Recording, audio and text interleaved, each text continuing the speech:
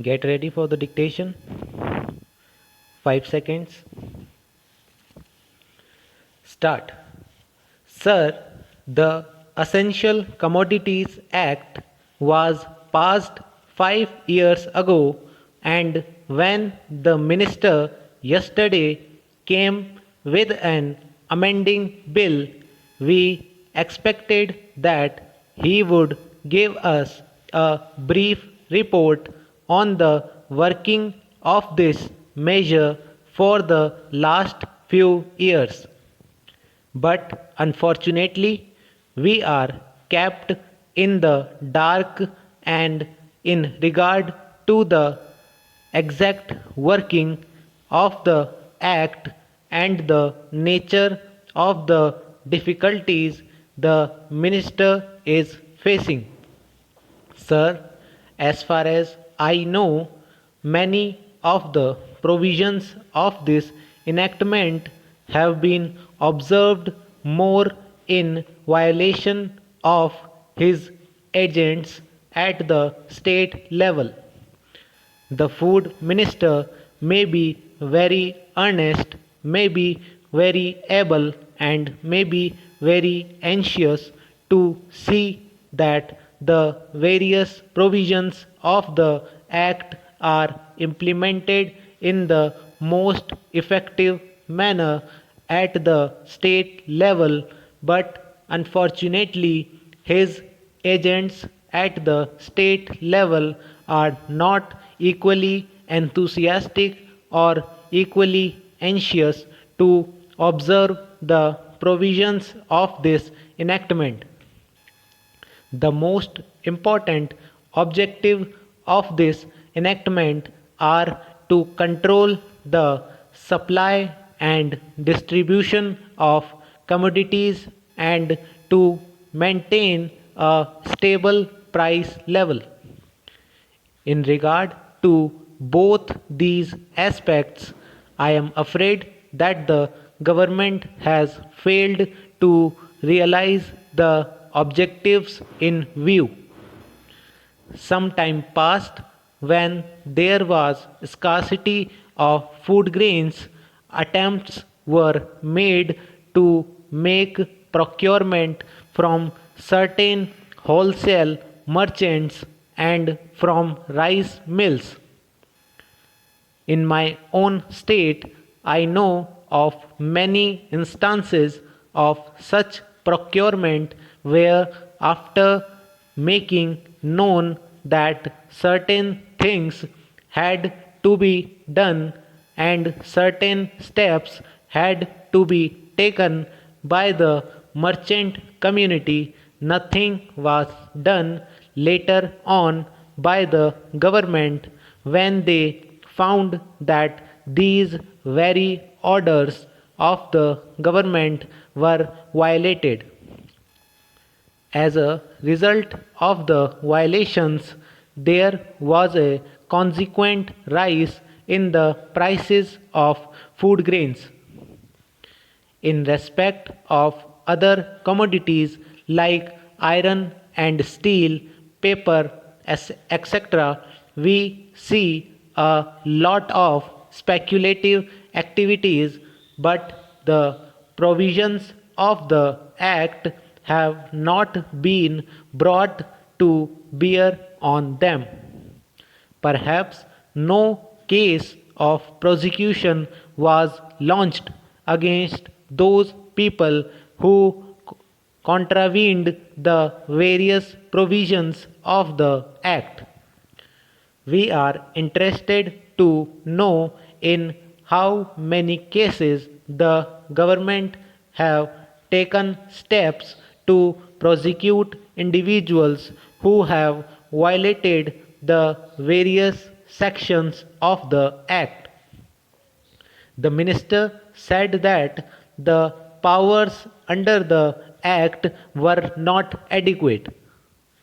We sympathize with the food minister, but I want to know what action has been taken in this regard by the various state governments. In regard to the amending provisions. I want to know from the minister what would be his difficulty even if minor offences are taken to courts of law. For instance, the Motor Vehicles Act deals with various offences, both major and minor, and various minor offences under the Act are taken to courts and people are prosecuted. What is the difficulty in taking these cases of a minor nature to courts of law? There, the people will have some safety that they will get a hearing, and if the offences are really offences, then they would be prosecuted. Otherwise, they will be acquitted. Here, the minister says that there should be a security deposit. If there is a violation of a particular provision of the enactment, then the executive authority will have the power either to confiscate a part of the amount or the whole of the amount. We are clothing the executive authority with more powers. I do not grudge giving powers to the executive authority provided they are used properly and effectively and in a most fair manner. But unfortunately, there have been discriminations apart from the ineffectiveness of the various provisions.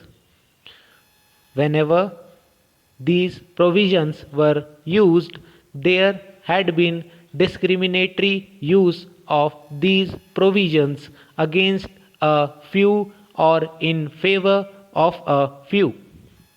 Normally, when officers are clothed with more powers, there is large scope for corruption. I feel that it would be desirable to avoid such malpractices, and it would be desirable, I think, that even for minor offences, the parties should have a chance to defend their actions. I do not think that this problem of dealing with minor offences will become complex or complicated in any way if we take them to courts of law. I want a reply from the minister in what way he is suffering from a handicap in dealing with minor offences or offences of a technical nature. The honorable member made the point that even if this thing was acceptable to the House, he did not know what amount would be demanded as security. So, the minister should tell us what amount is normally expected from a licensee in all cases and what the offences are which are of a technical or minor nature which he has in view. We are not told which are major offences and which are minor offences. Clarifications on these points are necessary. I wish that the act which came into effect long ago was implemented properly. I know that the minister here is very earnest in implementing it, but his colleagues at the state level and at the central level are disappointing him. Stop.